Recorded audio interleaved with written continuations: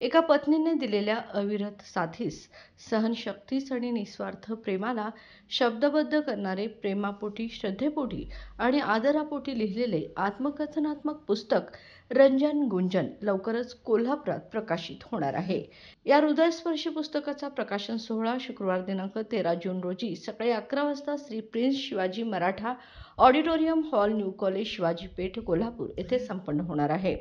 या विशेष प्रसंगी आंतरराष्ट्रीय ख्यातीचे लेखक अच्युत गोडबोले हे उपस्थित राहणार आहेत.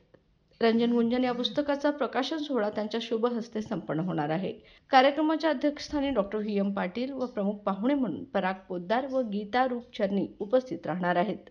या पुस्तकाचे लेखक वसंत रामचंद्र सुतार हे न्यू कॉलेजचे माजी विद्यार्थी असून त्यांनी हे पुस्तक आपली पत्नी रंजना कुमारी सुतार यांच्या जीवनावर प्रेमाने, कृतज्ञतेने आणि आठवणींच्या गहिऱ्या भावनांनी लिहिले आहे.